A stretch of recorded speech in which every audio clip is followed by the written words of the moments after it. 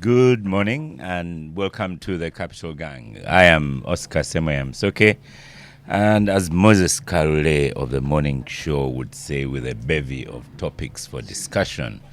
Already in the studio, I have Honorable Lydia Wanyoto Mutende. You are most welcome to Gang, Honorable. Thank you, Oscar. And to my colleagues on the Gang, Honorable Semuju, and my brother, neighbor at home, Nyamurunga, senior citizen from Tororo, Socheng, and to our listeners, good morning, and may you enjoy the Capital Gang. I'm Lydia Wanyoto Mutende.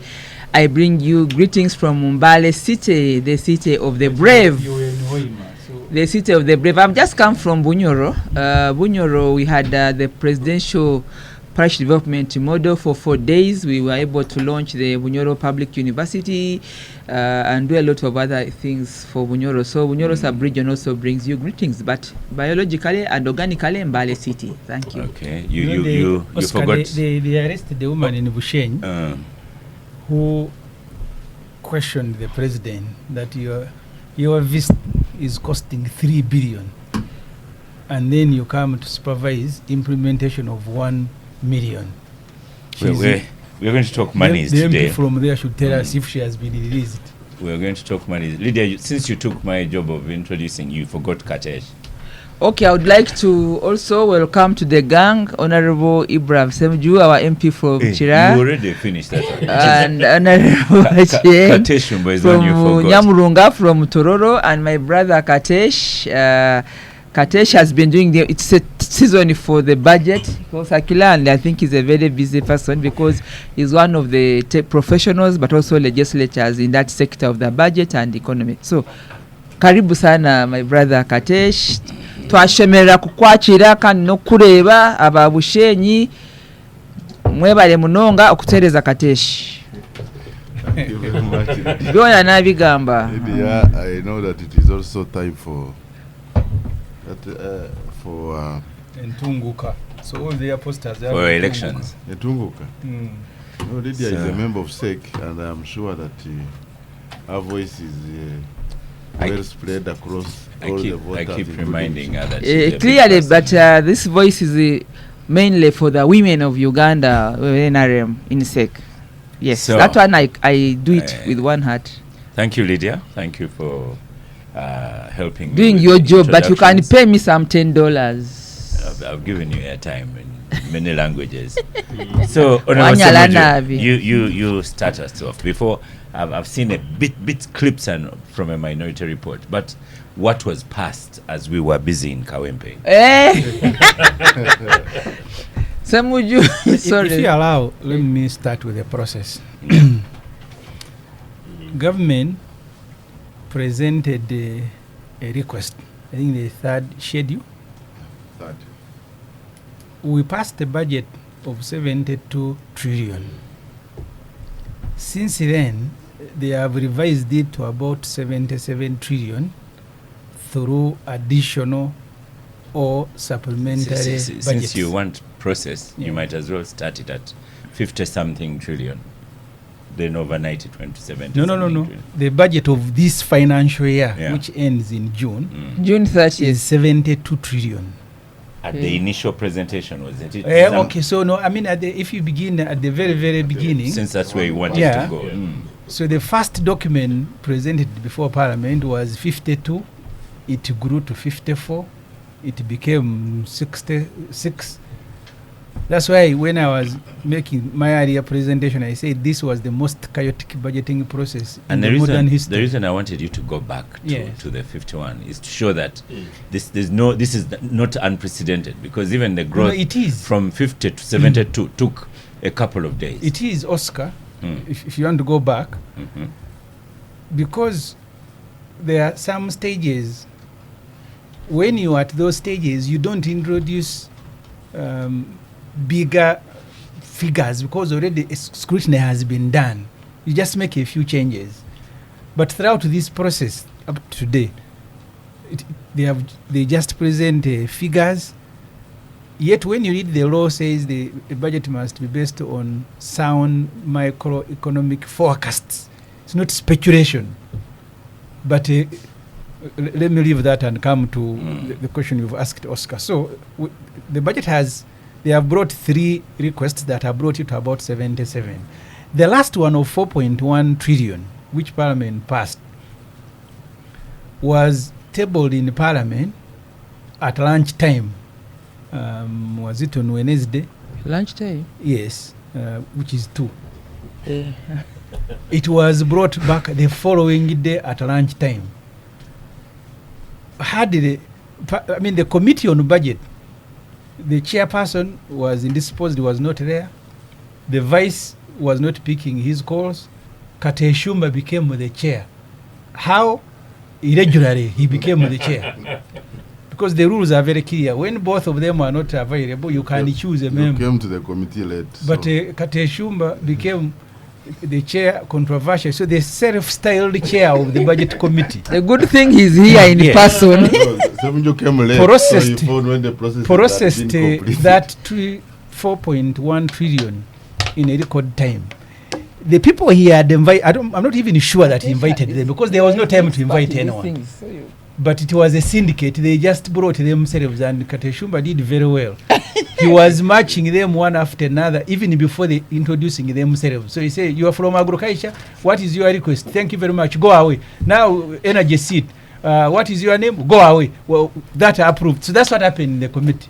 So in the end, Oscar, we have over 700 billion in that supplementary for buying out Umeme. Very controversial. And if you allow me to marry it with a request, you see, this government of Ubafere, you process a loan to pay Umeme before you have come to agreement on the total buyout. But Umeme is hearing you that you are processing for me 190 million US dollar. Ooh. So as you are negotiating outside, but you're also loading the money in the boxes, here, even if you are stupid and you are Umeme, if you hear that they are also processing you the money 190, which is about 700 and something billion, you will actually have to inflate your figures, because the buyout, which is the 700 something billion in the budget, was meant to be done after Auditor General. The Auditor General is crying, Oscar. He says, "You guys give me at least up to next week. I don't know how much you guys must pay to Umeme, but these ones are processing the money nonetheless." And then you had the money for Amina, this one who was a sugar factory that has failed. We are giving her 115 billion. The documents, this Kateshumba kept in the meeting saying, "You bring documents." But even before the documents were brought, Kateshumba was on the floor saying, "You pass the money." The one who was demanding, "For this factory, you bring the documents." Because, Oscar, that particular factory of Tiak, so far we have invested over 660 billion shilling. We have 40 shares. Amina, who has invested 122 billion, has 40 shares. And that's our representation on the board. But even that small representation, she doesn't allow them to work. So you run a factory where government has invested taxpayers' money 660 billion. The so-called investor has invested 122, but on the board, she is 60%, we are still 40%. And you go to other private intervention that the president has made, including this one of the coffee factory in Ntungam. We are now over 122 billion. We asked these fellows, "Do we have shares in these companies where you are sinking money?" They say, no, we are still negotiating. The same problem we had with the Magora. We have given Magora over 700 billion. We asked them, "You guys, why don't you acquire shares? Do you know the value of the company?" They said, "We don't know, we are still valuing," but they are sinking in money. So this supplementary, and then Mr. Museveni at his residence, because people think that a residence is a public institution. That residence is in the law, the Presidential Emoluments, Vice President, Prime Minister's Act. It is like any other privilege. It's like a salary that when you have a president, you will give him a residence. But he turned it into a public institution. He came demanding for 360 something billion. So far, this financial, even before the year ends, we have spent 1 trillion shilling on the residence of Mr. Museveni and his wife, because the children have grown and they have left. 1 trillion shilling. And Museveni has learned how to beat the system. When you bring the money and it is costed, this one is for travel, for this, they will question it. Now he comes under classified. So we have given Mr. Museveni 600 billion for classified at his residence. Oscar, this is what is important. This money we are borrowing to buy out Umeme, the 190 million US dollar. That loan is a loan of, I think the duration is about 6 years. Stanbic, the profit for Stanbic, the interest is 34 million US dollar. I hope you are listening to me, Oscar. 35 million US dollar is the interest that Stanbic is charging government, borrowing money to buy out Umeme. So really, the mafias, because they have been, you cannot say the mafias have taken over the state, but I think the mafias no longer care. Yeah. They no longer listen to anyone, and they have overrun their own MPs. These Kate Shumbas, they are behaving like I don't know. Let me not use the very strong word. So, so that's where we are. A request was brought at lunch time, like today. The following day, it was brought back. They passed it. We made enough noise. They were not listening. And after that, I think they said, you MPs, you can go for recess. Okay. Honorable Katesh Shumba. Katesh. He's got a right to reply. Well, he could first give us the facts, because Honorable Semuju has been rambling. So let's go slowly over Semuju's rambling. So, what was passed? Semuju is a very interesting. What was passed is not. You don't begin by Semuju. You have submitted. Allow me, because I know I know your problem. Number one, are we concerned about supplementary budgets? Yes. And have we? But Katesh, you first help our listeners, and we start with the facts. What was passed in that 4 trillion budget? Okay, this is what I'm trying to do. And if you give me an opportunity and interrupted like Semuju, then I can be able to explain and our listeners understand. Because matters of finance are not supposed to be sensationalized. Supplementary schedule number 3 was introduced in Parliament. And some of us have always consistently raised issues around supplementary funding. I remember when the new PSST took over, he mentioned that supplementary funding is going to be over. It's going to be history. And I even asked the minister when he appeared before us. So there is no doubt I am on the same page with all the members who are concerned about issues of supplementary budgeting. And the reason, of course, they have given. Now, for this particular schedule, it has 2 parts. It has Part A, which had 1.1 trillion, and Part B, which had 3.14 trillion.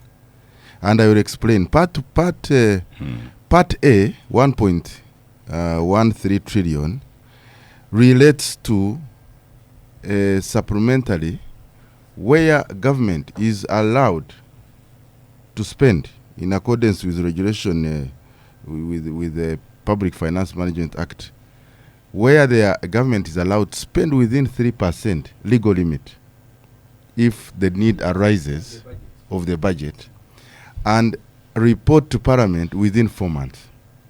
So essentially, the 1.13 trillion that we are talking about in that supplementary budget was already spent, and it is inconsequential for Parliament. Listen, yes, they come for for approval, but money has already been spent. So there is nothing, whether Semuju stands on the door, dances, the money has already been spent. What we can do is to question prioritization for future improvements as far as Part A is concerned. There is no doubt. Semjo has been in Parliament longer than me. He knows. Part B is where the government comes to Parliament, asks for supplementary funding, and they are authorized to spend when we have approved. And that Part B is also governed by regulations under the PFMA. For example, one of the key considerations... What is PFMA? The Public Finance Management Act. Okay. One of the key considerations is that some of these supplementary expenditure, items should have been and should be unavoidable or should unforeseen. So there are several tests within the Public Finance Management Act against which we have to test the components of the budget, the votes that they have brought. Now, Honorable Semju is a member of the committee. He came late and phoned when we had already started.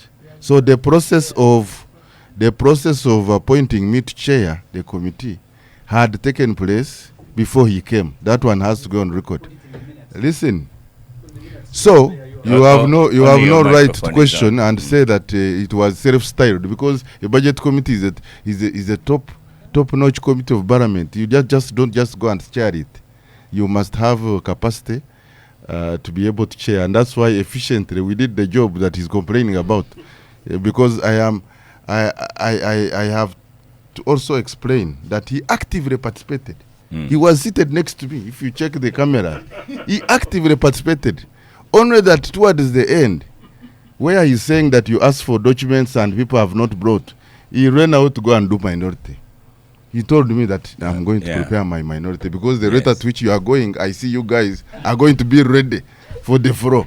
So I said, it's okay, you go and prepare your minority, and he gave me a notice. And when I read my report, I informed the House that I have a member who has a minority, and I invited him to present after my word. So it is not fair to say that processes were not followed, documents were not brought, because you left to prepare a minority. We continued with the meeting, justifications were brought, and afterwards we had our internal meeting, those who signed the majority report. Okay. So now, finally. Not finally. Yeah, because I want to pick out... You have done the politicking. So now I want to pick out the facts. The facts. In the 4 trillion. Now, in the 4 trillion, there are things which first of all, there is money that is going to the local governments. One of the reasons that supplementary... Katesh, I'm trying to help the listeners. Start with 4 trillion. How much is for local government? So I just want to give you... No, you first tell us. Because you and Semuju, you are not telling us. Local governments, for example, there is 76 billion. Okay. That money is going for implementation of local government growth support strategy, and of course the political leaders facilitation. There is money that goes to various local governments that arises out of extra revenue projected. You see, when a municipality like Chira presents its budget at the beginning of the year, they will project correct, say, 100. Yeah, I'm just picking an example of the nearest. That's why. Okay, that's why I'm giving. That's why I'm giving an example. Then 3. So when the municipality like Chira projects collect 100 billion, the ceiling will be within, it will be commensurate with the projections. Now, if they are efficient. They have a very efficient MP. They organize and they collect more. No, you do oversight. You do oversight. So they exceed their target, and you project correct 200. They will write to the minister requesting for supplementary. So there is that category. You have defense. Defense requested for about 47 trillion. That is on, I just have to look at the different parts. For operational shortfalls, you had 166 billion for ECOP. Yeah. ECOP is the East Africa Crude Pipeline. our financing component. This pipeline is ongoing. There is no way government would default on its commitment. You have Uganda Heart Institute. They got external funding, and they needed 158 billion. You have the National Council of Sports, and here, Akibua and Hoima Stadium. Now, government, when they were planning for these stadiums, because we must be ready to host the AFCON, the project was negotiated through pre-financing. When they reached somewhere, they found that the money was expensive. And so they decided as government, let's look for money and fund this. And that's how the supplementary comes up. So there are various components I can take you through, but what I wanted to indicate... What you wanted to indicate, go on. Of course, you are a member of the... you read our report, you can... No one has had him on the No, you see, Semju must be handled. Now... Yes, because, he sensationalizes and comes up with a minority that focuses only on the personality of the president. But we were on track. We were on track, you listing where... you're the only one on microphone. Go yes, on. But... How much was it in there for Meme? Semju is very clever, but he misuses his cleverness. But you're also now being very clever. No, I must be able to... pointing out what to read out and what not. So how much in there was for Umeme? How much was for coffee? There was an issue of Umeme, I think 100 and... I'm just trying to... 725 billion. Yeah, 700 billion. Okay. That has been a crisis because we have up to 31st March to pay Umeme. Okay. Failure of which the first penalty, I think, is over 70 billion. And that supplementary was preceded by a discussion in Parliament, and I know my colleague here, Honorable Katun, to give very good guidance on this matter. There are mistakes which were made on Umeme, but we cannot make further mistakes as Parliament because it is more cost and pain to the people of Uganda. 60 billion was to fund Inspire Africa. You had money for Chirudo Hospital. First this one, 60 billion for Inspire Africa. Yes. For completion of standards and certifications. The issue of Inspire Africa, we are by the way, we are all in consensus as a committee that government must regularize their investment in some of these private entities. We had the same with Atiak. We have had the same with Atiak is 115 billion. We have had the same with paid to Atiak Sugar Factory. With Rocco, we have had the same with 67 billion for a coffee value addition park. We gave government a period of time to come up with agreements that define the relationship between government and these investments, because you are putting in money on behalf of the people of Uganda, and as representatives of the people, we need to know, for example, what is their shareholding, what is the roadmap to profitability, what is the strategic interest in having this investment done. So justifications were given about the need for coffee, value addition, etc. But as Parliament and as a committee, we are in unison to request and require government to lay on table agreements and MOUs that define the relationship between these two companies and others where they have done investments.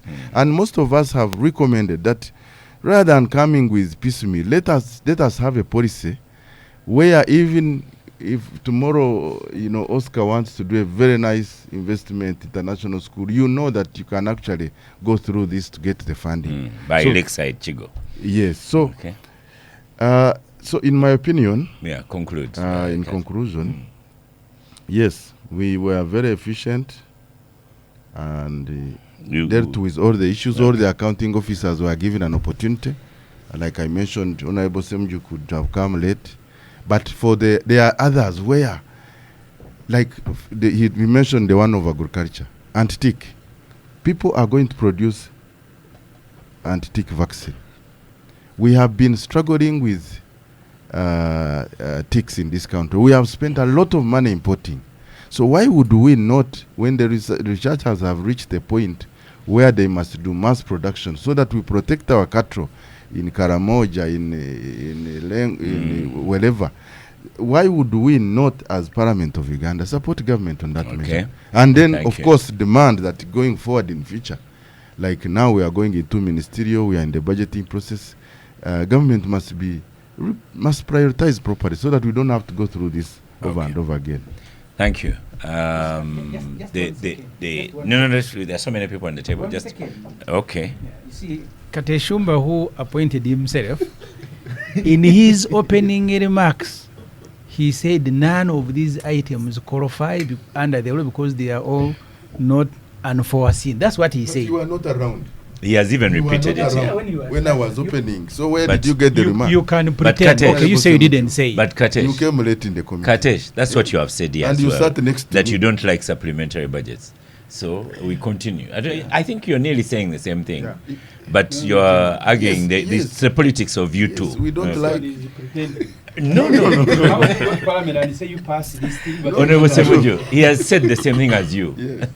So Lydia, do you think you'd better commend me because I've probably done a better job than Katesh and Semuju enlisting what was the actual monies? But the supplementary budget has come in, and you now know the detail. Your opinion? Well, the supplementary budget is constitutional, it's legal. I think what Parliament does is to see whether or not it meets the expectation of the standards under the justification, because they have to justify why it comes as supplementary and not part of the normal budgeting cycle. And they've been haggling around why they need to plan and budget so that supplementary comes as an unforeseen priority. So that's the debate. And because I'm not a member of Parliament, I'm just like you. I will always listen. No, you are more powerful than me. You are sick.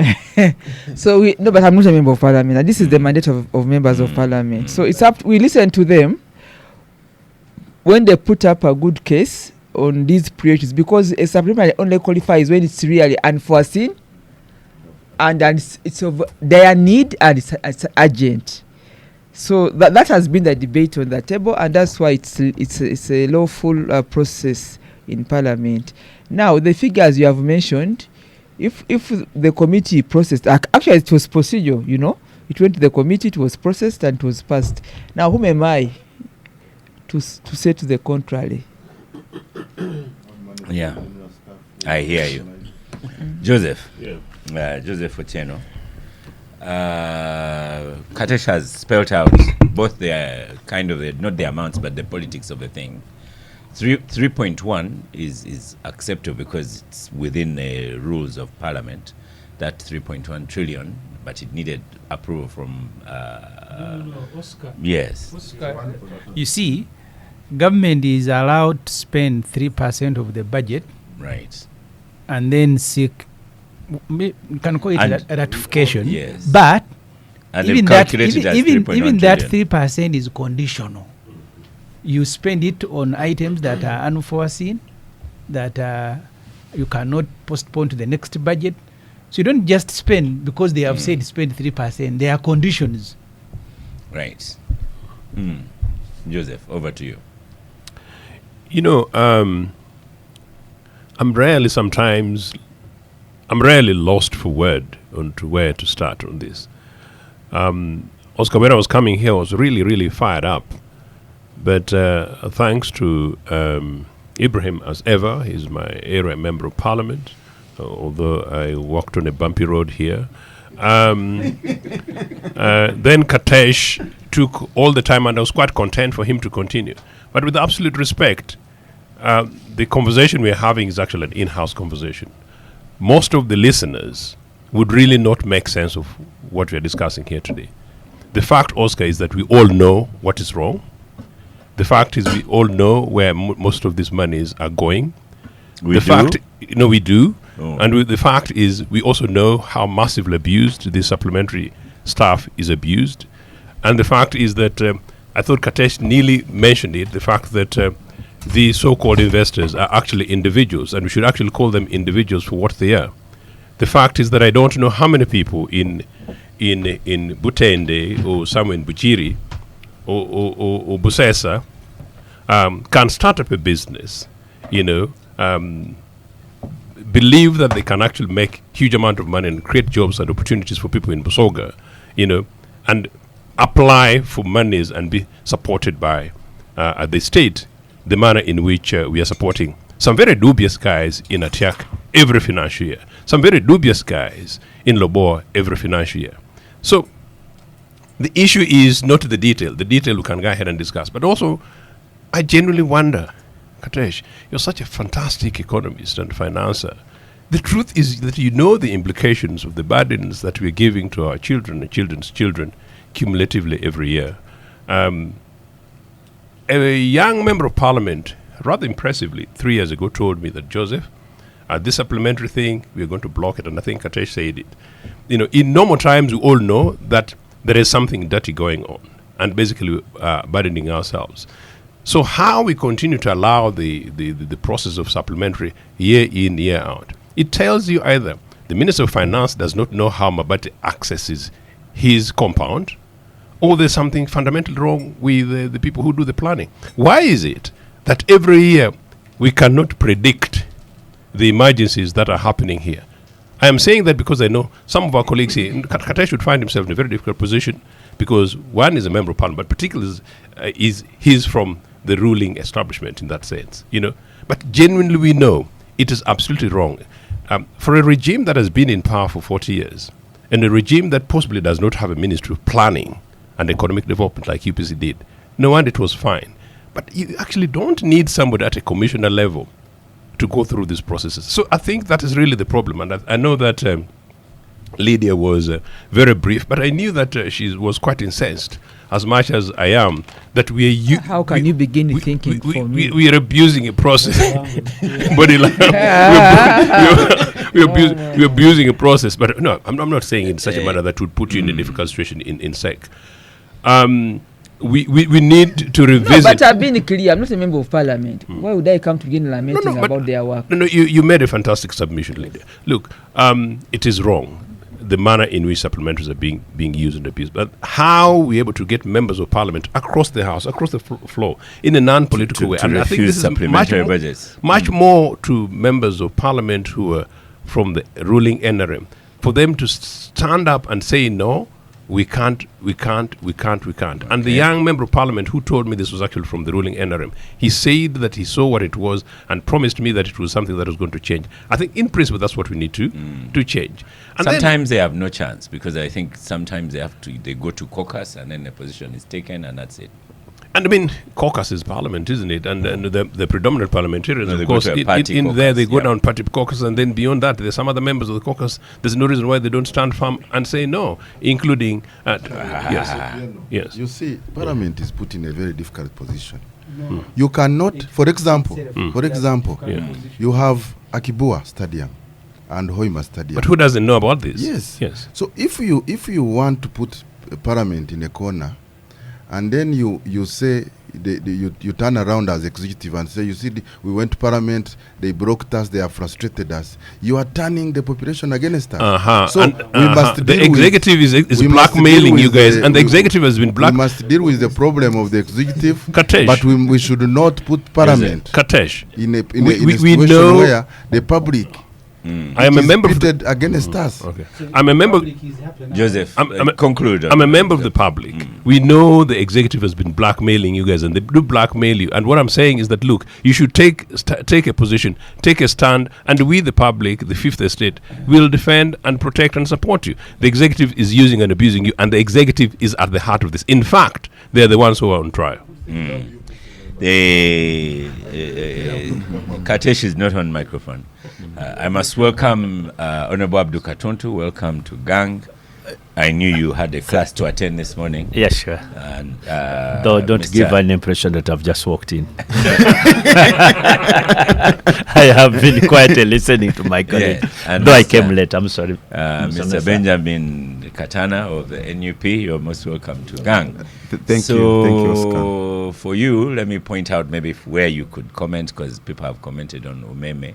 Maybe we'll comment on that a little later and we'll have a show on it. But there's 115 million going to Atiak Sugar Factory. And according to Joseph here, he says they're given money every year.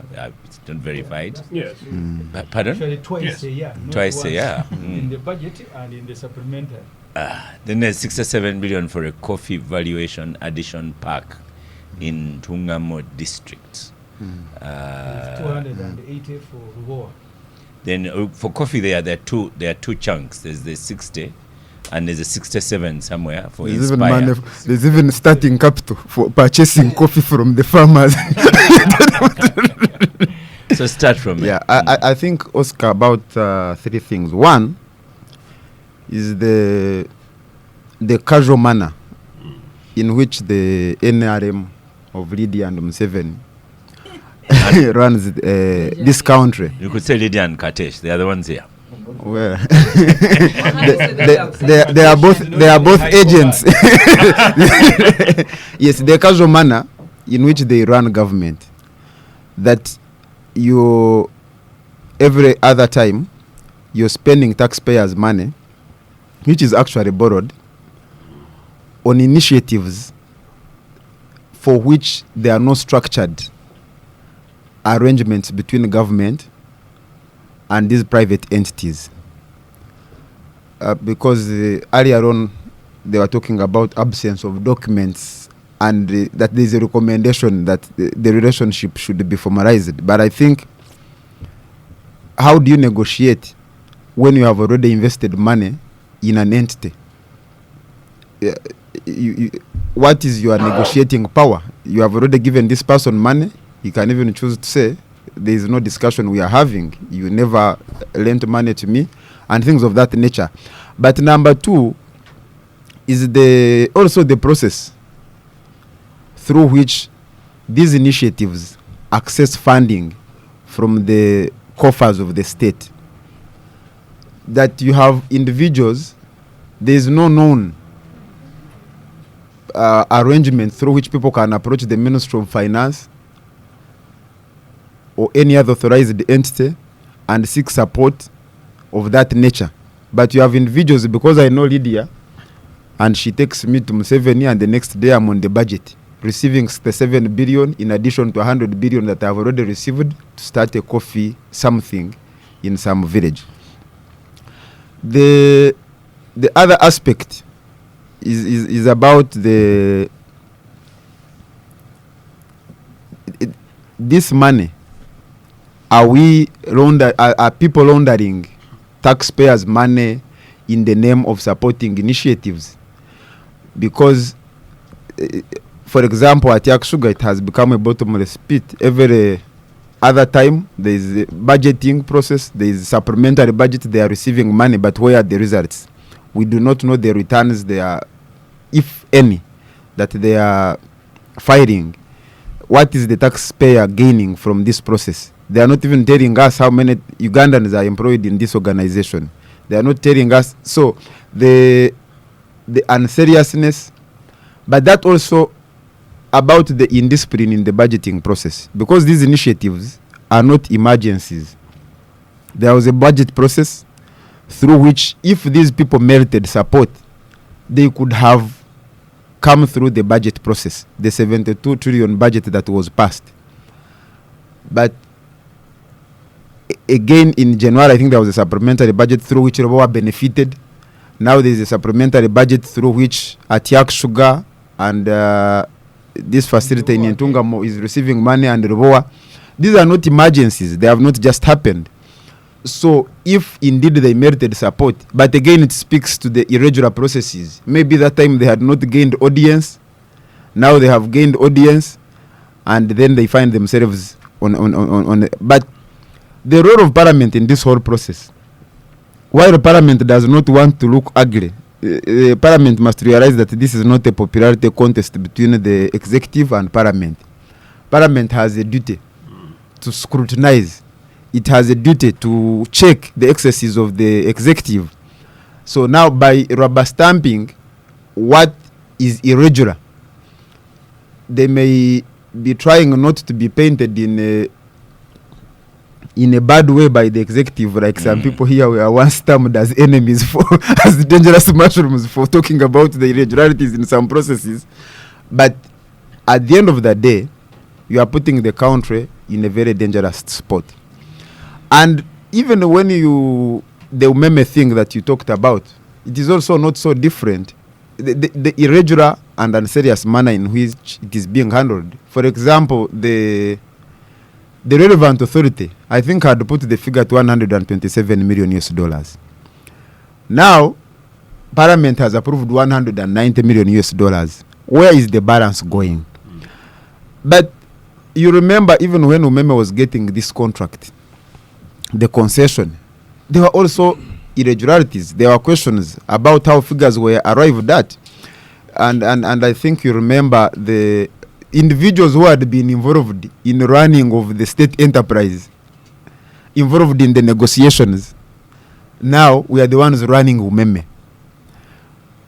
The lack of transparency in these processes sometimes are the basis upon which us citizens come to a conclusion that the people tasked with the responsibility of executing these affairs may be our beneficiaries. There are several letters, and even Honorable Kateshi has talked about mistakes made. I also followed the debate on the floor of Parliament. They were talking about mistakes made. There was a letter also written by Seven some time back talking about mistakes made in the negotiations. But you see, these things cannot be talked about casually. That in the processes of granting concession to Umeme, there were mistakes. But who was responsible? What action was taken against this person for whom now the people of Uganda are borrowing money and all sorts of things to make sure that the mistakes of an individual who is not mentioned, who is not reprimanded, and the people of Uganda are paying dearly.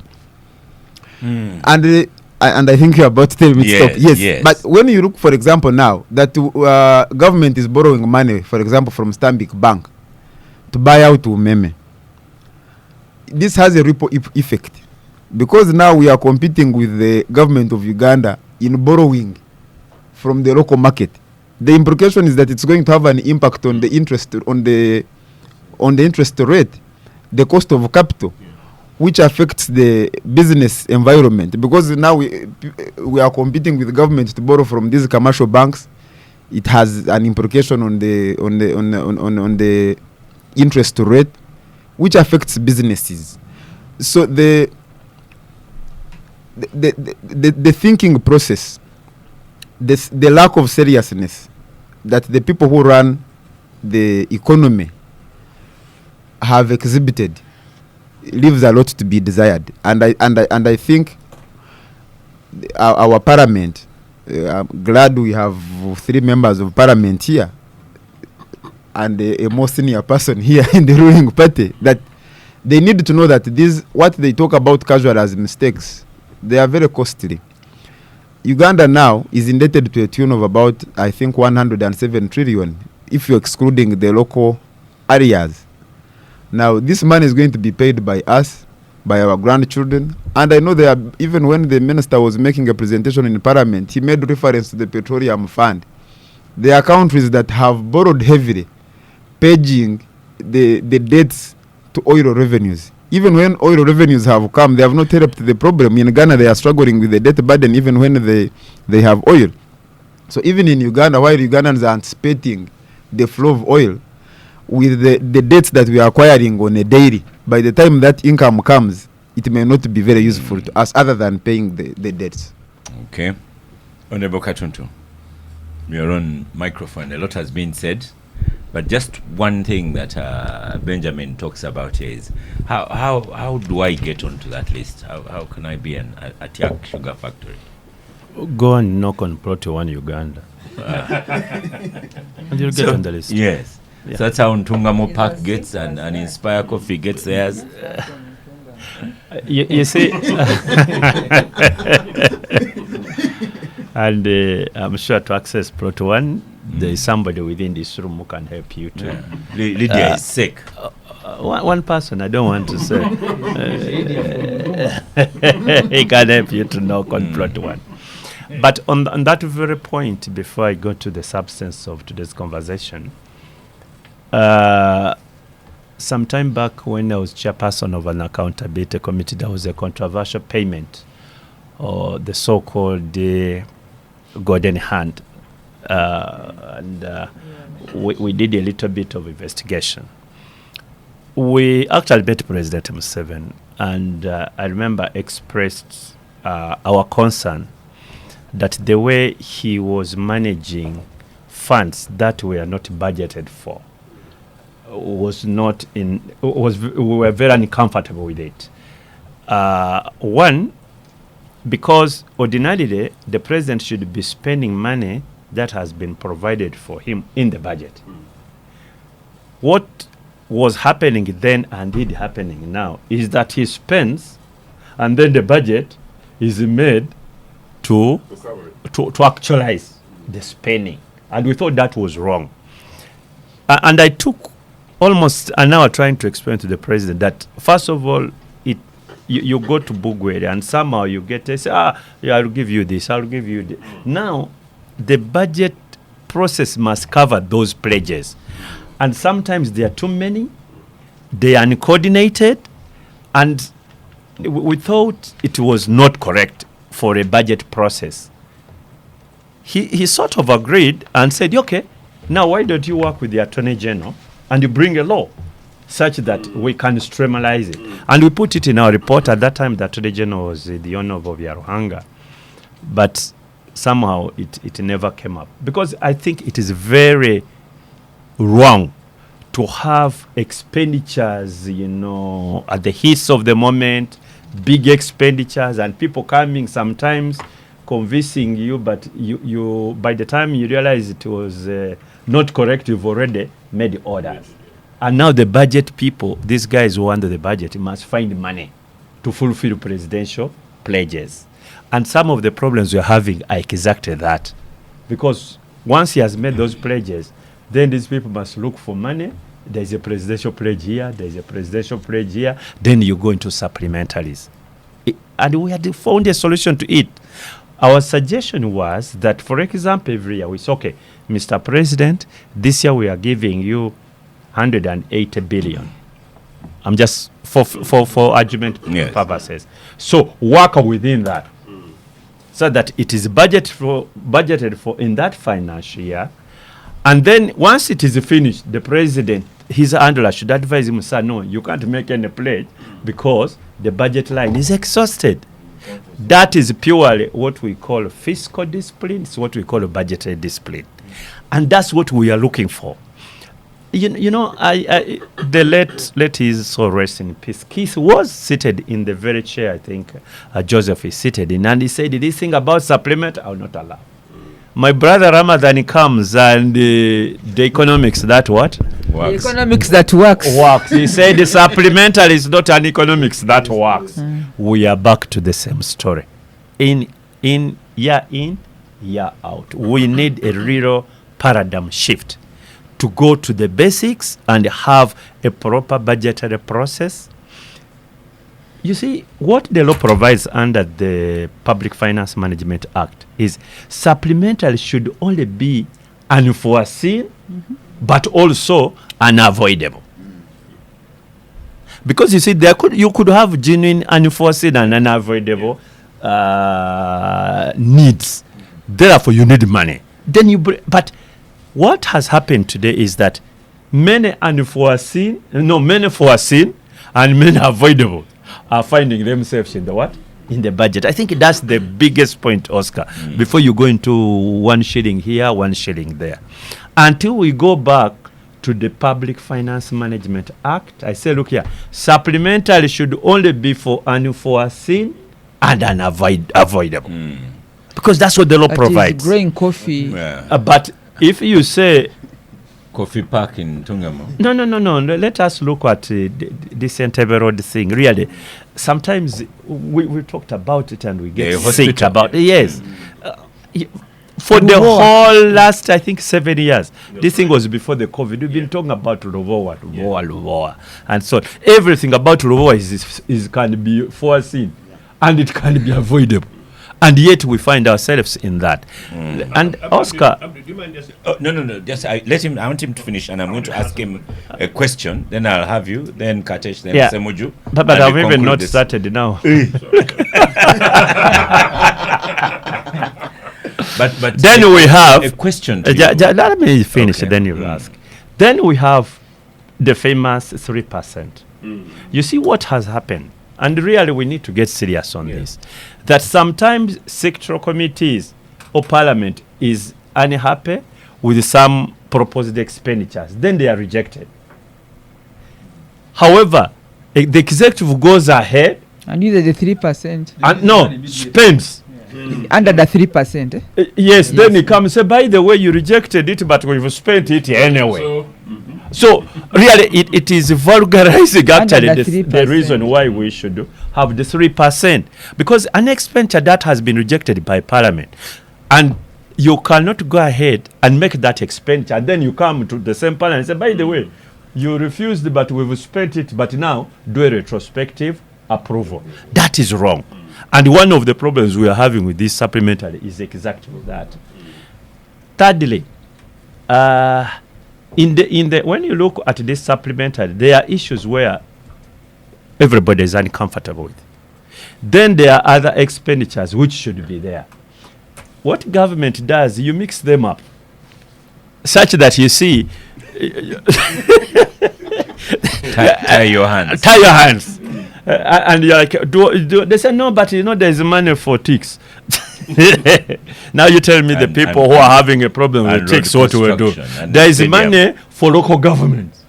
So what do you do? And it's not about beauty contest, my brother. You see, at the end of the day, you are talking about politician. If you are from Lango and there is a proposed budget about Akibua, or you are from the north, and they say it is in that supplemental, and you are the one being seen as You fighting it, there is a price to pay politically. If you are the one from Hoima, and then they are saying, look here, we are putting up this, I think in this past supplementary we provided 257 billion. And you are seen to For be the like... stadium in Hoima or for the airport? Okay. no, the stadium and so on. So, they mix them up. Then it becomes very difficult sometimes for people to say, no, this one is okay, this one is not okay. Now, let us go to, there is one which I actually supported, which is quite controversial. That is the Umeme buyout. All of us know that, and I made this point, and I've made it during even the Obos committee report, that concession was a very bad concession.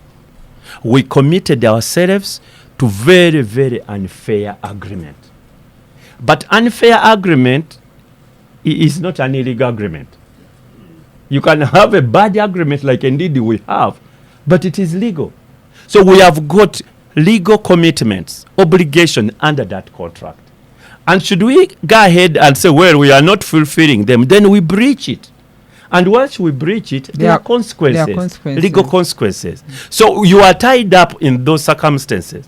One, from what I know, the reason why we entered into that very unfair agreement are two. One, and I said it yesterday, it is about bad manners. Bad manners in the sense that they are bad people for ulterior motives committed us to that agreement. But it could also be sheer incompetence. No. But the bad-mannered people took advantage of the crisis, which was the energy sector at that time, with all these load shadings and so on. So they are like, this is the only solution, this is the only solution. By the time we realized, we had been committed to. And the boss committee had actually asked a repudiation of that contract. But the cost was going to be too high.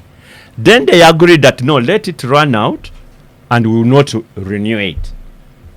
I think that was either the president who suggested, because they got the figures there, and the figures are very, very obscene.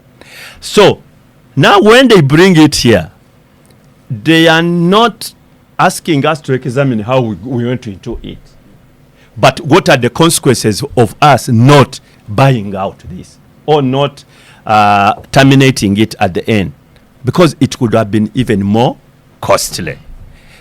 That does not take away the debate, which everybody is talking about, that we entered into a very bad agreement. And then two, we should have foreseen that we are going to have this concession coming to at the end of March. Therefore, the negotiations 3 years ago. should have been earlier on. You understand this? Such that we don't cause a crisis of just 2, 3, 4, 5 days and so on. Because if we had done, then what Donald Ibrahim Semuju and many others are raising would have been conversed upon. We should have discussed it. Say, look here, let us have this Auditor General, rare report, and so on. What is the exact amount? And to start putting monies aside. Something like that. Now, we are put in a situation of you either get what we call a rock and a hard place. You have to pay it, or if you don't pay, this is what happens. So to me, one, it is not a justification of people not doing their job, of budgeting discipline, but also of bad faith in terms of people who are in finance. We're going to stop for a quick break and then we'll have this concluded. This is the Capital FM. We're talking monies. Abdul puts a legal slant on it. He says it's not looking good, but it is legal. Joseph, you were next on microphone. What I haven't heard people discussing the gaps that have been caused by loss of funding in USAID. So do you foresee another supplementary budget? Because they provided a lot of health support. It will end in the next 3 months. Pardon? This year, It's coming. financial year, Yeah. is coming to an end in the next 90 days. So we may have health support in the next budget. They cannot bring a fourth schedule. Because 1 month the close of financial, they brought a schedule. Oscar. Because the USAID support was immense. Oscar, this is the most listened to program on Saturday mornings. And the listeners usually are very serious people. And many of the listeners may be people who are responsible for budgetary projections. So you don't give people opportunity to begin to think constructively forward, but in a very negative way, that come the next financial year, USAID is an opportunity and Trump is God-given for us to create and make money. So I am very disappointed. But number two, I'm delighted that I'm part of a full house that agrees with me. But no, that is coming, unlike I think Abdu has suggested that, well, it is coming in after the next 3 months or so. So we'll see lots and lots of this. And actually, on a very serious note, it's possibly the more reason why we need urgent review of our fiscal processes so that we begin to have a fiscal discipline, because part of the impact of whatever has been happening and on Trump and USAID is going to have huge implications. Number two, already the unspoken about are the fact that in the last 6 weeks, 6 weekends, I have spent 5 attending various burials, and of those, nearly 80% are directly as a result of medical negligence or basically failure by health facilities to provide some very basics. I'll not go to the list of some of them. And they're very hurtful. They're very terrible. Now, our health sector at the moment, even with the backing of donor money, is in a very terrible state. I don't know what it's going to be like when the flags get really, really rolled off. So it's the more reason why we should stop playing around with public money. But in any case, mine was really a quick interjection to Abdu. These so-called Museveni pledges, we can actually give him free advice. It's actually okay politically, and I'm a political advisor, it's actually okay to say that we hear you the people of Bugweri. We hear you, I see your problem. But we don't have money this year. We will be looking into this in the next financial year. I'll consider that. Maybe over the next 2-3 years. It is actually possible to say that, and you look actually genuinely good, particularly if in 2-3 years, if you don't become a liar like many of these guys are liars about, like Nagongera Road, that you'll meet your staff. It's basically a matter of fiscal discipline, which we very, very urgently need. And you've rightly said, for example, the fact that we're going to begin to be having less and less money from elsewhere. The Umeme giveaway is a clear example that how comes, and I think Abdul said it, I just want to re-emphasize, and everybody here agrees, we knew that it was a bad deal. We knew it was a deal that was coming to an end today. Why didn't we begin to sort out our pockets in the last 3-4 years so that by the time we hit the end today, we would have been able to have monies to cater for this? Why do we have to do it like that? It's simply because, like I said earlier, that I don't want to know the guys who are in the Ministry of Finance. A future UPC government would restore Ministry of Planning and Economic Development, and in a trimmed government, it would deliver a fantastic program on this. But I think there is a national consensus. Sorry, Maybe a UPC local government. It will be government.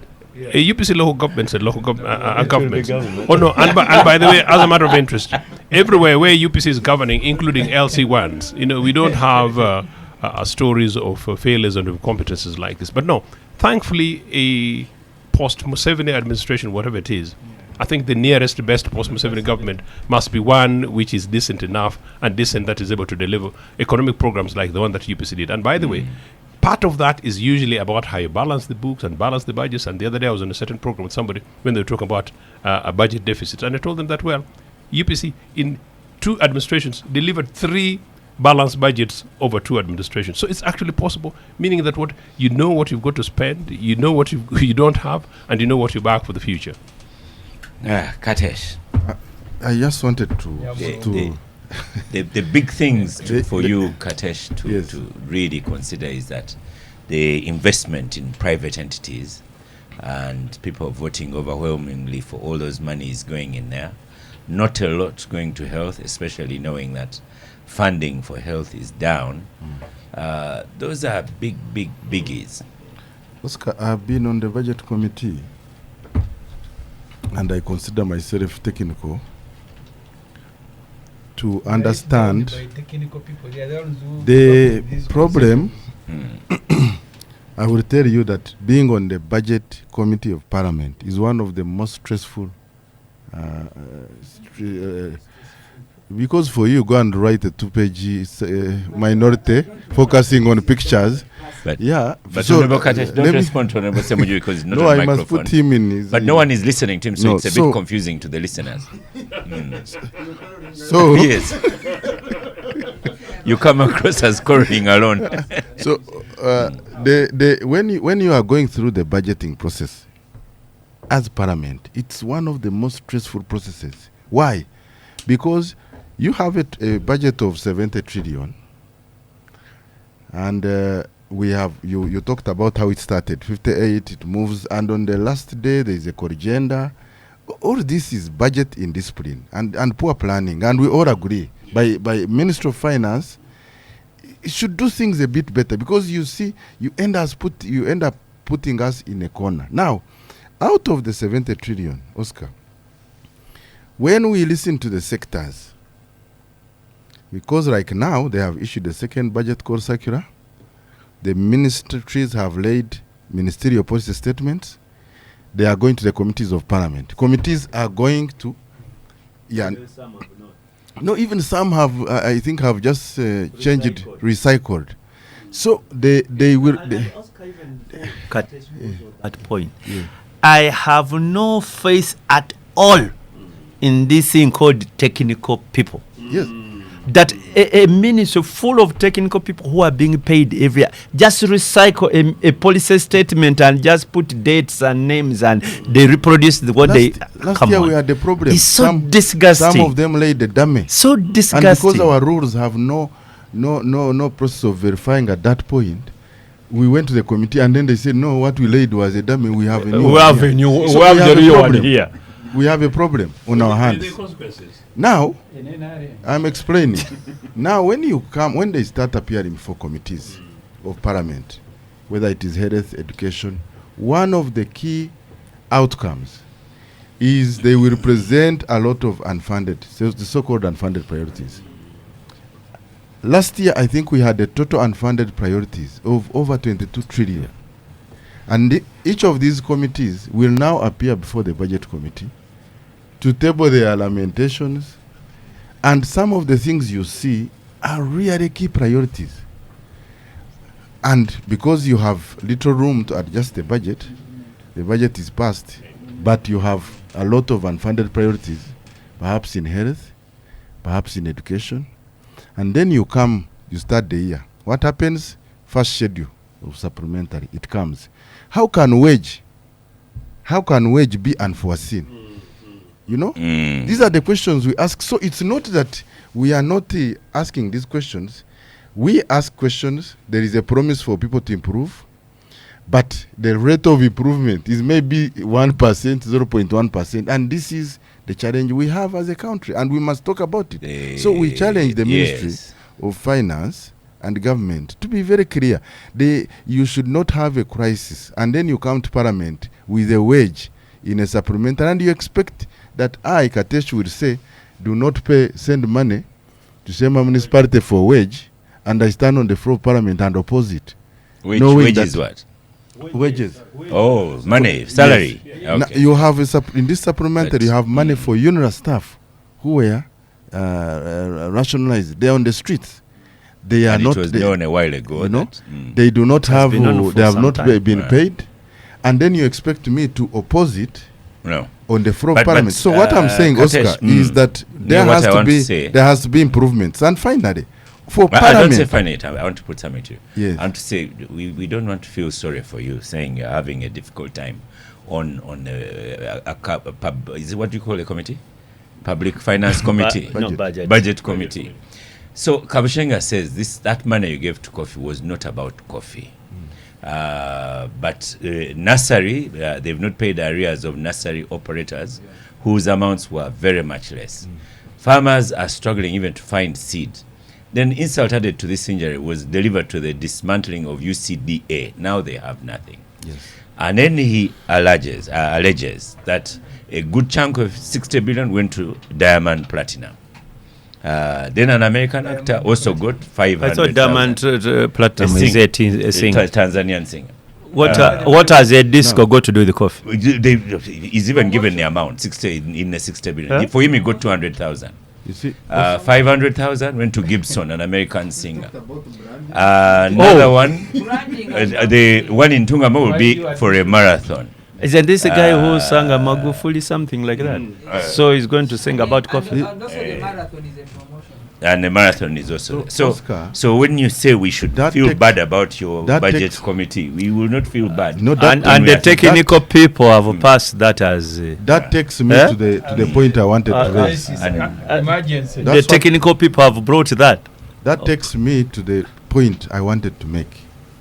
As Parliament, we are not absorbed from doing our work.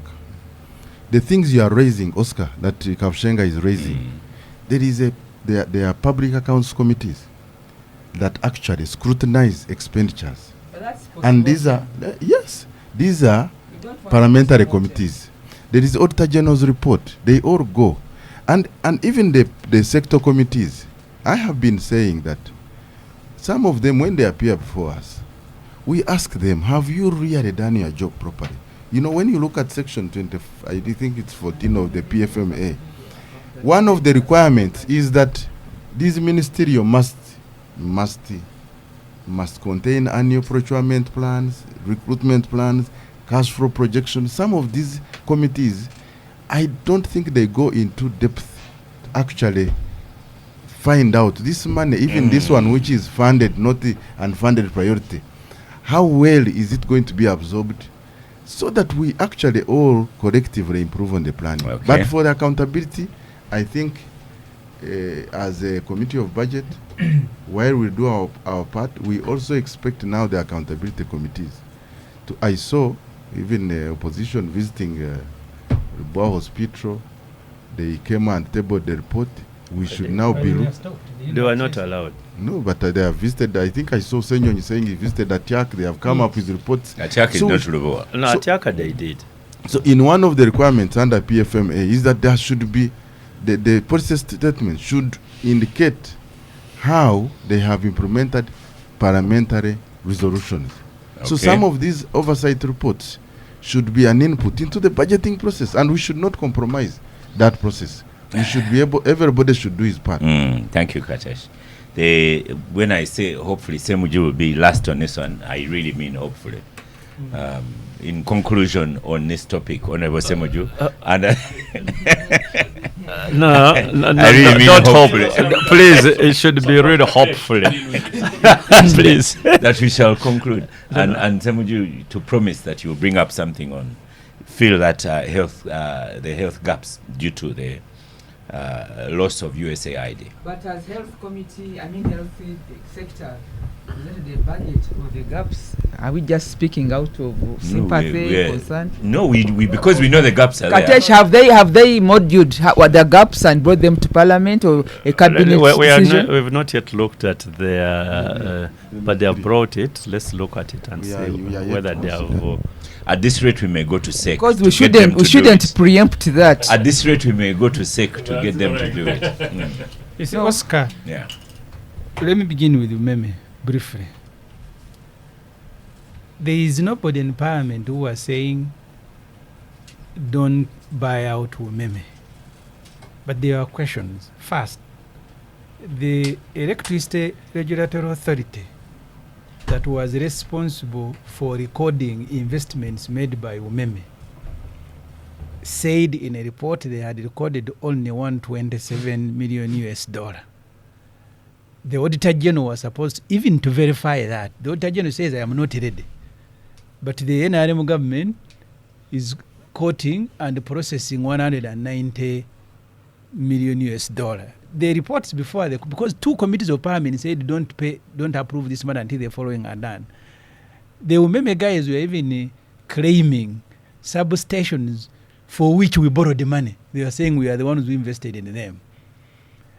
There was supposed to have been an escrow account where they were putting excess money. They raided it and removed it. All these issues are not answered. The trouble is that the MPs, especially NRM MPs, have accepted to be blackmailed. When Finance brought Pineti, they said we signed the contract, but Pineti was supposed to construct that hospital in 48 months. It is now going to a decade. How comes it is us who are paying penalties and Pineti cannot pay? Even if you see now some structures coming up, are they really worth 700 billion, the structures that are there? Because so far now, this supplementary will make the money invested in 700 billion. When you take, no, now there is work. But work must commensurate to the amount of money that you are putting there. The Magora was the same story. They said Equity Bank is about to take over the pharmaceutical. And we said, you guys, have you valued it?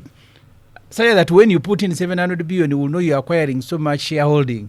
They said, there is a crisis. The Equity Bank is taking over. Up to today, we don't know the value of that company. The one that was valued over ATIAC was valued at 200 and something billion, for which the investor, Amina, has invested in 122 billion. Government keeps, you see, the agreement they have signed, Oscar, you're blaming the one who's, what they do these days, say, no, we are now putting money in mechanization. We should be the one buying equipment. We should be the one who, because the latest money is for Amina to take water from Karuma to the factory. He said, you invest there. So at the end of the day, at the end of the day, as long as you have Museveni in the State House, you're going to blame one regime of technical people after another. Because you cannot say the ones who signed the Umeme are bad. The ones who signed the Atiaka are bad. The ones who signed the Pineti are bad. The ones who signed the Magora are bad. Are you going to import the angels to be the ones signing for you contracts and negotiating them? Understand that these things are negotiated by Museveni. They are thrown like this Parliament. Look at Katuli. He says, Katesh, that where is the stress? They bring things, your role is to say yes or no. Then you say yes and you say I'm stressful. You must be mad. Because the law says you can refuse. But Semuju, you are not refusing. Didn't you sign Munyonyo? Munyonyo, interestingly, when they gave money to Sudil, the 12 billion for Commonwealth Resort, they told him the Auditor General is supposed to audit you because we have a stake. He said, did I ask you to bring your money in my private company? He has never been audited. So really, these things, you stop blaming technical people. They are at gunpoint. You MPs who are at liberty to refuse, you are not refusing. Now you are blaming. I've even stopped blaming Gobi. Because if he throws rubbish at you and you swallow, don't blame him. Yeah, the pressure that Gobi faces is not the same pressure that Katesh, who was not even a chairperson of the committee, is not even the deputy, but he found luxury in sharing, and now he's on the show. Who forced you to chair a meeting to do something? This pretense must stop. I told you, I hope the topic Yes. is closed. You are not a chair of the committee, you are not even a deputy, but you go and chair a meeting and recommend and regard it, and then you come on the show and But say, you attended the committee Oscar, and actively Oscar, finally. Semuju, Yes. before you leave the technocrat, Yes. Katesh has never felt that pressure as a technocrat. Yes, there I can sympathize URA, with him. Yes. Because Where when you're a they had technical person, targets you are and really everything. cornered. Mm. But in parliament where you have liberty to say no and you say yes and then you say I am stressed. So just an extension now. Yes. Does Katesh participate in setting targets, unreasonable targets, is what I've put in brackets for URA?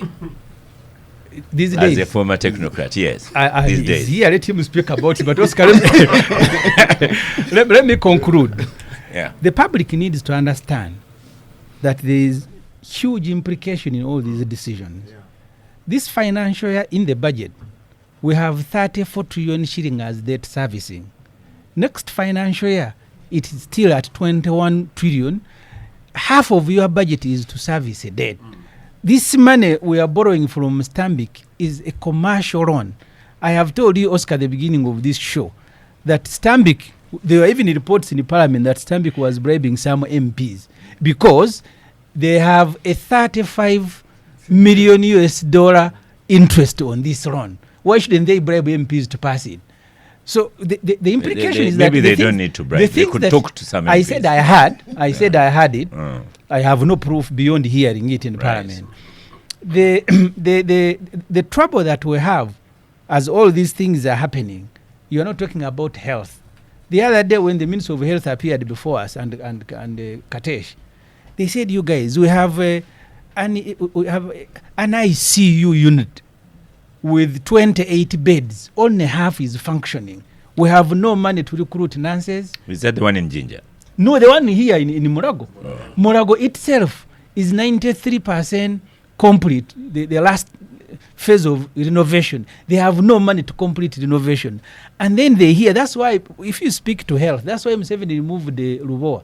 Initially, the contract had Pinetti and Rocco, and the Minister of Health was supposed to be the supervisor on behalf of Uganda. Those are Chieng and I think Diana were quarreling. That's why in the latest story in the Monitor, they asked Diana and she said this money they have put in is enough to finish. But the agreement is 1.4 trillion. But she's forewarning you that actually the money so far sunk there is enough to complete that project. But they said you are Cheng and Diana, you have Rugezigezi. Now it is Nabanja supervising Robo. And she's very happy. She walks to Parliament and says, haven't you seen the building? Things are okay. You throw away technical Honorable people. Semuju, Yes. you are the shadow minister of shadow cabinet minister. Yes. For the 2 years you have been around, I have not seen you table alternative statements. No. Because you see, Semuju. No, you ask the question. Yes. I have not seen you. You know, some of these things you talk, you sensationalize, but actually, when it comes to the content that you present as alternatives, it is all around, around the, personalities around State House. Beyond that, there is no. What is the alternative? Because you don't listen. Because even this I have week, been with you even in this, the committee. Even this week, I have presented an alternative policy for finance. If you don't read, I am not responsible for your ignorance of these documents. They are in the library. You can pick them. They are not there. There is no content. Your content is but about you said Amina they are not there. And now you are saying they are. So anyway, Katesh, finish off. This your does last not sentence, absolve you of your responsibility of taking over. You are both members of parliament. You have been there longer than me. Yes. So what and have you I done thought to you would be a improve? good addition. I am actually shocked. No, because I thought you would be a good with company. your skills, you will be a good addition. But see how you are messing messing up. Definitely, I am a very Even, good even You the know, Abdu, chairperson, when I said I hope it will end, even the chairperson But of the now, committee of budget and deputy Honorable cannot Semuju, chair meeting like Honorable the chair. Semuju, So the rest yes. you put in your conclusion. So the issue of health, Oscar, you will have no money to finance the priorities if your budget is to finance the debt, is to pay Pineti, is to pay Museveni, and his wife and his brother. Can you imagine in the budget, Saleh, the one we are processing, Saleh has 22 billion for Operation Wealth Creation that they closed, that he will be supervising a parish model. So these guys are just sharing money in the budget because tomorrow you will not accuse them of stealing when you are the ones processing the money. Right. The budget Right. of health in Uganda, 80% of our budget is donor funded. Any withdrawal is a crisis, and they know it, but they will not accept. So the figures you are asking, at the moment you cannot establish them because government wants to pretend that the Trump decisions have not affected Uganda, is above everybody. The same sort of statement Museveni used to make during COVID. But if Ethiopia, that doesn't rely a lot on donor money, is really complaining and planning for this, why aren't we? In COVID, Museveni said Uganda is not going to be affected by COVID. Didn't you hear him say that? We have factories, we have this. He does not want to create an impression that actually we are affected. We to be fair, we didn't Yes, die like post-sharing, the way actually. those people died. It's 5 years now since that COVID outbreak. I came in a bit sneezy this morning, Abdu, and I was thinking 5 years ago they would send an ambulance to pick me up and so on, that you're about to die. But Benjamin Katan, let's change topics. No, before you change, I think there's something which we need to shortly. Okay, maybe we don't have to discuss all of us, but it's some concern I have, especially in Parliament. You see, whenever there is a budget process, nobody talks about the income. And it goes to the point these guys are talking about. Everybody, all MPs, and I look at them and I'm like, what's this going on? They're all looking at the expenditure. This road in blah, this blah, blah, blah. Nobody is like, where is government going to get money? Because the budget is about the income and expenditure. 100%, if you listen to them, and I don't know whether you guys watch TV, it is all about expenditure. All of them. You know, in Chira, there's this one, we need this, we did this hospital, yeah, we did this. Nobody says, okay, we need those. Where is the money coming from to finance it? Why? Because everybody talks for the gallery.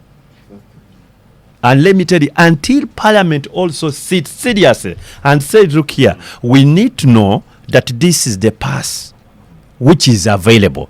And therefore, our expenditure can be limited. But the pressures of everybody asking, and it has even now gone back to the common man, the Oscar Samuels of this world. All of them are talking about government yetuyambe. Government yetuyambe is about expenditure. We are not planning for the income. And so look here, this is what we have, and we can only spend within this means, brackets. So we need a paradigm shift, you people, as a country and as Parliament. My colleagues should really sober up. It is about all of them are asking for money for their consequences and so on. And even now, the people on the street, every village, government, That's why we were saying that even we must amend even the PFMA, that when you are laying the budget framework paper, it must be laid with the policy, economic and tax policies that also look at the other side of income. And because we discuss halfway, the entire government is wired on expenditure, but when it comes to the revenue source, Oscar, this there is no budget, discussion. nobody talks about income. Everybody is talking how to about like this? how we should and they spend are money. slashed down We are going to when you have stop already for a approved break. the budget. But Doesn't make Abdul, sense. next time don't use bad examples of Chira and Oscar Samuels, okay? You need other examples. A lot of discussion going on in the break. So, Mr. Pardon? Including classified discussion. Those are your words. So, Benjamin Katana, as you were in the trenches of Kawempe, you've now known what was happening in Parliament.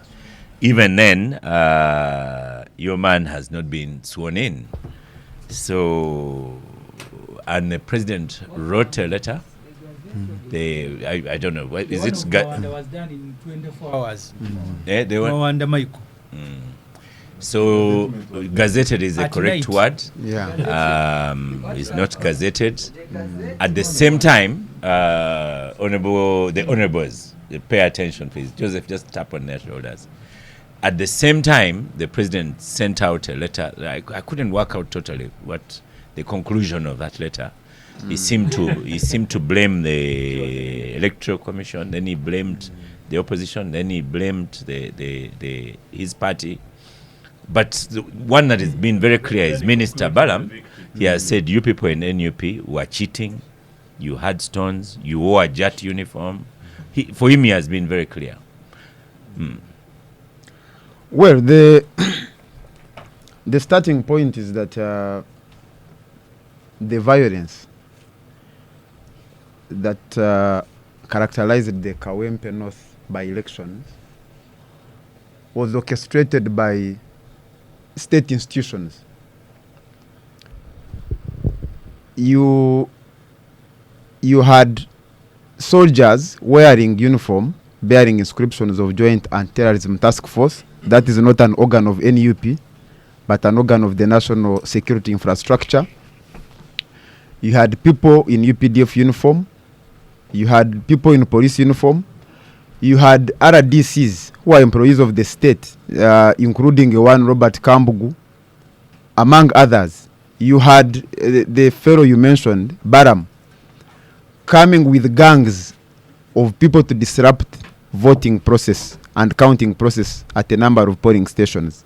Yes, there was violence in Kawempe by elections, but orchestrated by the state. And therefore, by Museveni trying to blame it on NUP and by extension his agent Baram, he's just trying to gaslight the people. He's trying to manipulate the situation. He's the one responsible for the violence that took place in Kawempe.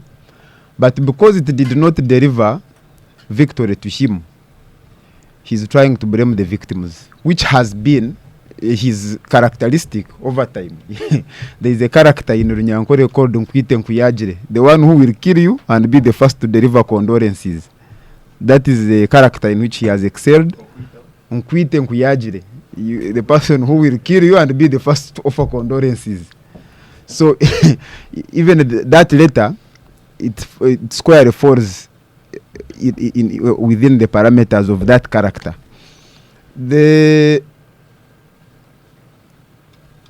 If there is a person that was disadvantaged in the whole process, was the NUP candidate, the now MP-elect Narukola Yimbazi. The whole world saw how he was arrested and harassed on the day of nominations without any single provocation from him. The minister seems to say he was abducted to protect him from NUP. But I don't think that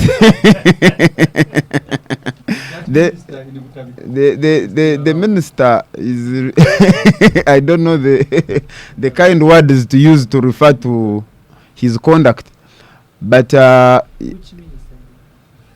one who made those comments.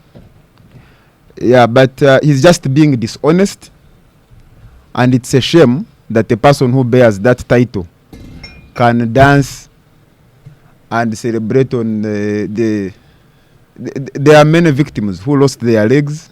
There are many victims who were beaten and bled. In full view of the public, you saw the man who was being dragged on the tarmac by the DPC of Wandegeya. So for Baram to come up and say that it is NUP which was beating people, I think it is shameful. If he had any sense of responsibility, he would have had by now, he would have had at least the courage to apologize to the victims for really making fun of their problems.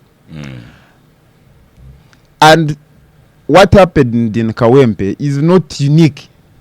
It is what the NRM has done in most of the electoral processes in this country. You remember some time back in Kayunga when there was a by-election, that they even altered the results. I've mentioned it here before, and he said I needed to come with evidence when they altered the results. We have had people being shot and killed during campaigns in 2001 in Rukunjiri, in 2006 at Borange, in 2021 across the country. So there is a thread of political violence, and this political violence is largely orchestrated by the NRM. So for the NRM to try to manipulate the reality, and wouldn't say that they are ashamed of the conduct, because if they were ashamed, then they would walk away from it. They are not ashamed, but they think that they can be able to manipulate the population to believe that this was done by another party. But as luck would have it, the results turned out to return Narco as the winner. Ideally, by now, he should have been gazetted, which would be followed by swearing in. And examples have been given of people who have voted for and gazetting done within 24 hours. To date, he has not been gazetted. Because? That explanation can best be given by the Electoral Commission. But from where we stand, we believe that the Electoral Commission has been intimidated by the comments of Museveni. And as such, they are still trying to figure out a way through which they can avoid gazetting him. But the beauty is that once the Electoral Commission has declared a person, then it is functus official. It has nothing to do with the results other than gazetting. If there is anybody who is aggrieved by the results, there is a recourse to court, but also that recourse is subsequent to the person being gazetted. Okay. So I think the only thing they can do now is delay the process. And the NRM being what it is, they can even delay it up to 2026. It wouldn't be surprising. Just a final one, 2 Yes. minutes from you. What lessons does NUP take from all this exercise? Well, the lessons are several, but one of them is that resistance is the only antidote to repression.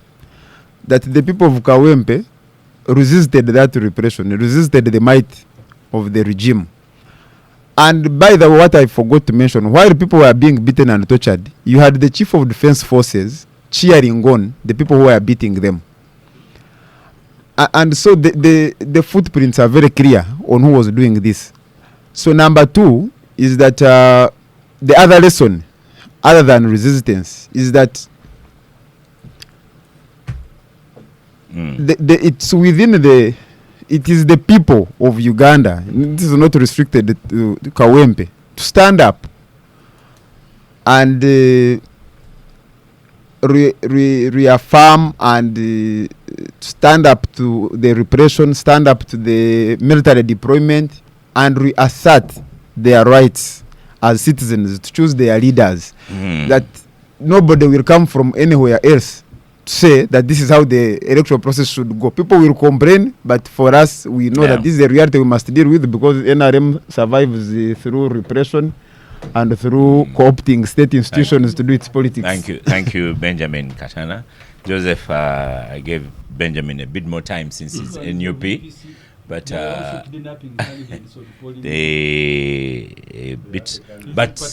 Kawempe was volatile. Last week we talked about the media. We talked about how the media suffered, but now we see even after the elections, the whole thing is still lingering. What's your view? You know, the amount of noise I've had over my ears in the last 30 seconds. Your microphone is first switched off. Yeah. He had cheated the elections. Yes, so I want to hear him. No, that's fantastic. Actually, the noise I've had around me is predominantly from people who cheered Museveni when he lost the elections in Mbarara in 1980. A friend of mine yesterday told me something very interesting, that Museveni is still recovering from the loss of elections in 1980. He came third there, was absolutely rejected and defeated by a DP brother-in-law of his in Sam Kutesa. So since then, the guy has not come to terms. So when it comes to elections, the guy begins to panic. That alone may be the only thing that can explain the mess that we saw at Kawempe, which is absolutely unacceptable. But that said, I think the people of Uganda must be very lucky that Mr. Museveni is suggesting this time that because after beating up the people for Kawempe, he is suggesting that they're going to go to court rather than going to the bush. Because imagine another bush by Museveni, the manner in which he did in Luweero.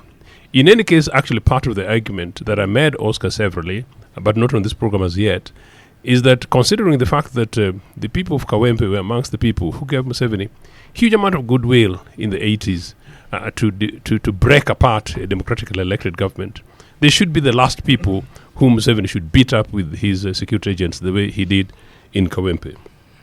I think what must be condemned really is the manner in which the brutality in Kawempe seemed to target journalists. I think it's unacceptable.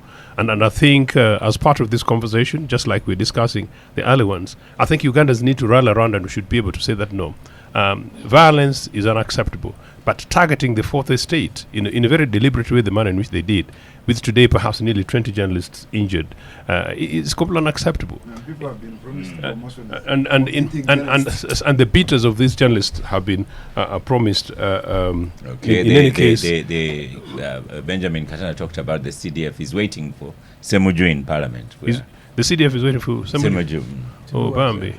to beat him up in Parliament. Semuju and for the record, Semuju also happens to be a journalist, but I think it's something that must be condemned. I think on trial here very quickly is the Electoral Commission that we sort of not been addressing. Where is Justice Biambakama?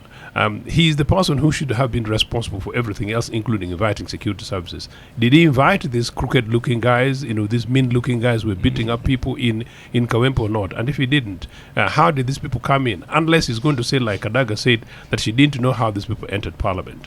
Okay. I think after what we've gone through as a country, we should be able to deserve slightly more and better. Honorable Semuju, You see, when you raised the point of Nalukola not into Parliament yet, what response did you get? the speaker candidate also said, I'm waiting for the Gazette, because for her or anyone else can only swear you in after receiving a communication.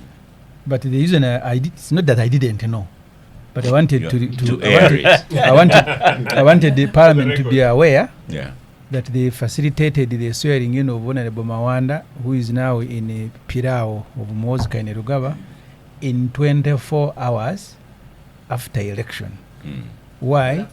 Because they wanted numbers for the removal of age limit.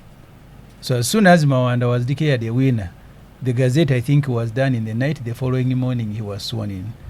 So because Parliament cannot say for us we are only waiting. That's why I wanted the Speaker and Parliament to take note of that. You cannot not just sit here and say we are waiting. You have a duty to call those whose duty it is to communicate the results. Why are you not communicating them?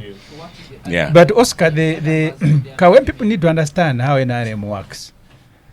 In Kawempe, I have seen of Pondo today in the Saturday New Vision. Very angry of Pondo, saying condemning NRM for what they did in Kawempe and what they continue to do. And Ofono Pondo says the turn-up was 18%. The turn-up in Kawempe. The intention of the architecture of this, Oscar, their intention was, if you go and brutalize people, the opposition will not turn up. But they thought they exaggerated the NRM presence in Kawempe. They said maybe we have about 20,000 people. So if you beat the opposition and they all don't come up and our 20 turn up, we will win. Only to discover, and I said that when Tango Doi declared that they had registered 18 million people. Because there was a time Museveni got a 0 vote in northern Uganda. And he continued quarreling. Where did the NRM structure go? Because they have 30 per village, but also the person they deployed as Museveni's agent also didn't vote for Museveni. So in Kawempe they knew that when you turn away people and they don't come, because Oscar, for the first time since Museveni became a president, I have never seen a member at a polling station. I have never. They come and beat people. But really, deploying armored vehicles. Armored vehicles at a polling station is gone very far. So you are asking Katana what are the lessons? Where we are going, by the way, Oscar. And that's why I said you need to understand how the NRM works. When they came to remove us from parliament for age limit, I was not on the list that Kadaga had read, but I was the first to be removed and beaten. I later asked, because we are friends who are in NRM, but also people in security, people who've gone to school together. They told me you have been abusing us, so your crime was not related to what Kadaga was reading. So we came for you, so the Kavio was a very good opportunity. So Noop in Kawempe, they were not targeting only elections. They had the vendetta and Muhoz. That's why I don't even think he's bothered whether Narukora won or not. His was to go and beat Noop. I said, I will kill you, I will kill Chaguranyi, I will kill Edimutwe, I will kill everybody.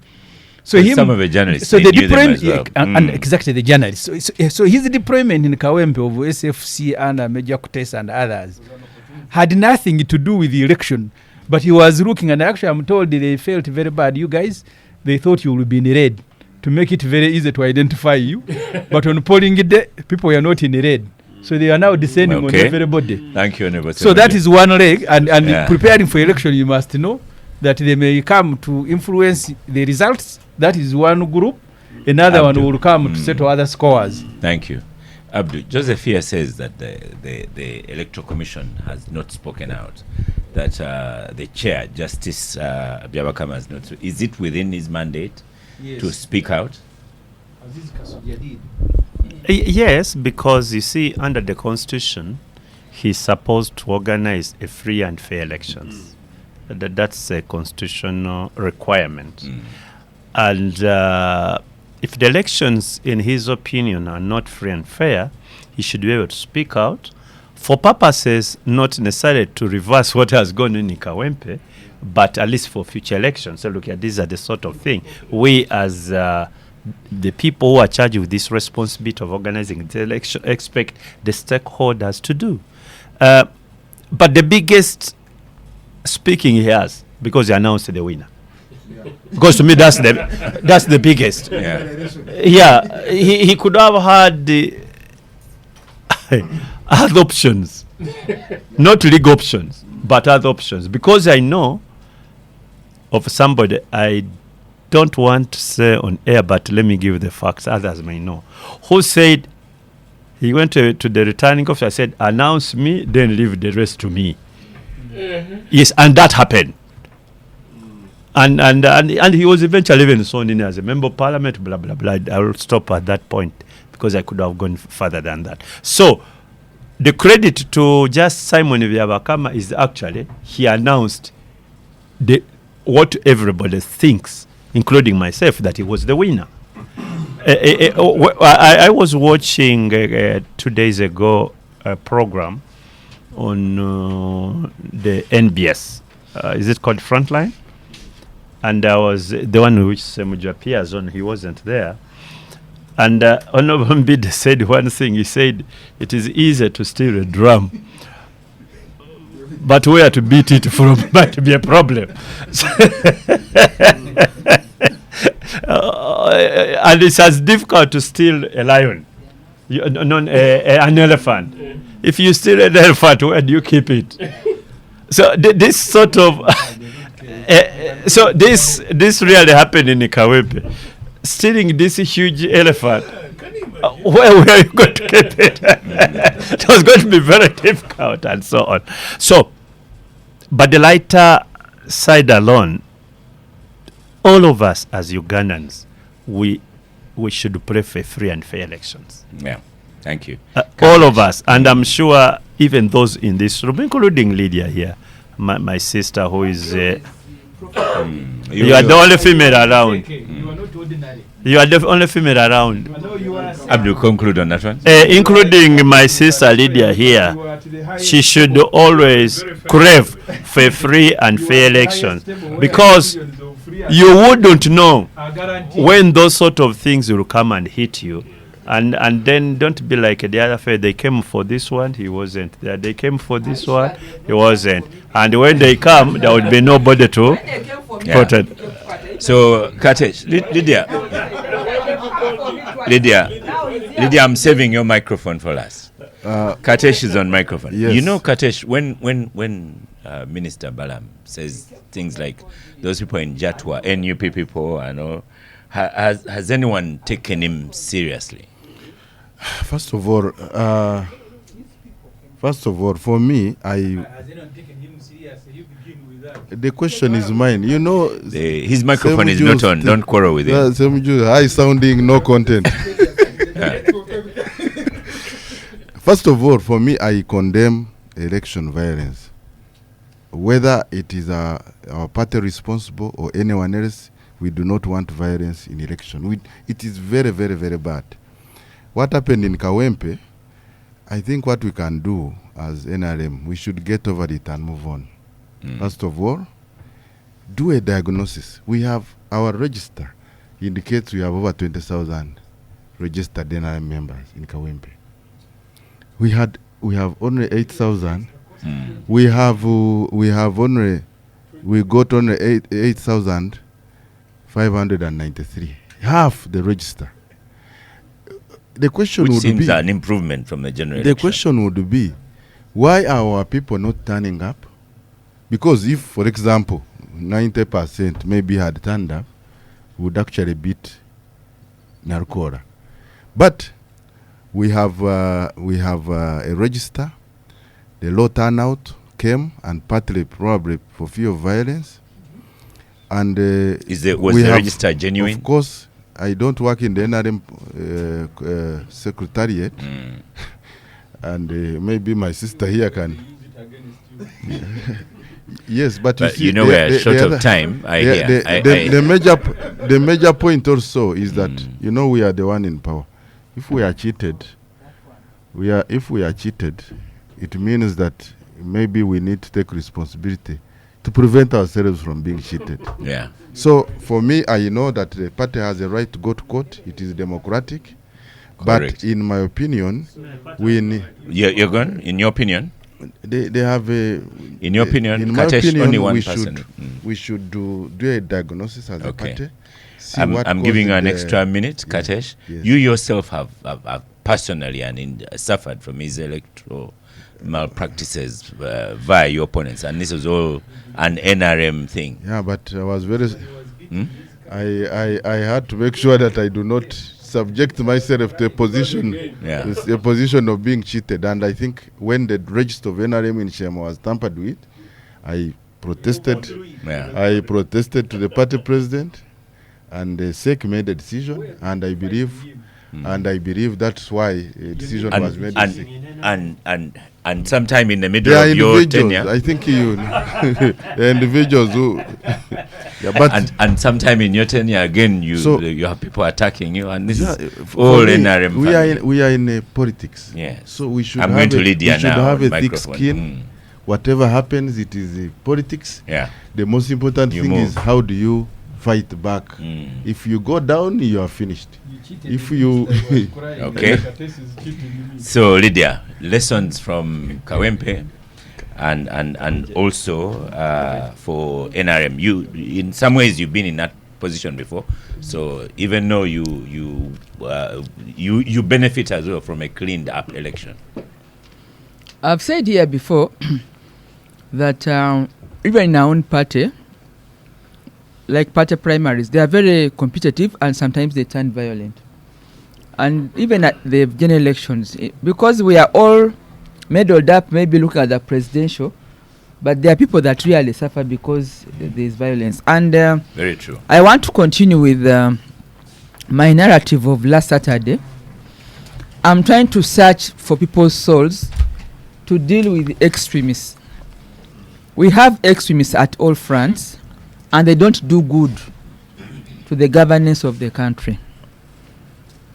Last week, when I came here, I was pleading with all of you, including you, Oscar, who did not want to listen to me, to say that when we were deployed in Kawempe, if everybody did what we did in Imperere, cumulatively would have delivered some semblance of results that people would have believed in. But you are all very hard on me. You bashed me. But of all people that went to Kawempe, I am one of the few that walked proudly to the Tale Center with the signed results. And those results, among others, is what you are talking about, an elected leader. Now, when all of you rubbish the results and say they were so violent and that there was no election, you have a situation which you have now, which again you want to say we had an election with a voted person.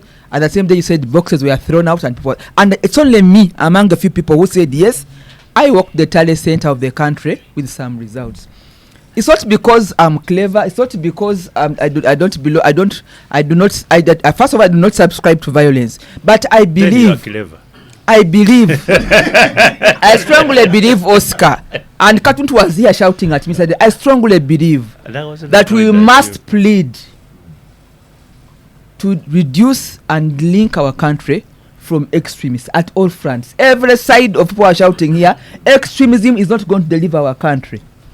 And if we had collective maturity, not maturity maybe, but holding back of emotions, collectively for every parish in Kawempe would have delivered some results. The people were speaking here on social media who left Kawempe without a single declaration form. But they want to talk about results. That's it, and those are extremists. Now, do you understand? You know? Now, do you see where I'm coming from, Benjamin? Do you see where I'm coming from? At the end of that day, we need leaders that are not extremists, and we have to choose here on Capital Gang, including you, Oscar. If you are going to go extremist, we'll go all the way, and then we'll come back. Yeah, last Saturday they were shouting at me. No. Extremism. Extremists are there; they are known.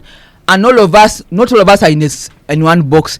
Benjamin here, you may say you are noob, you are clean, I don't know, but there are people who have been victims of noob. Okay. Those bigari can finish you in 1 minute if you are not careful. Thank you. You have bigari.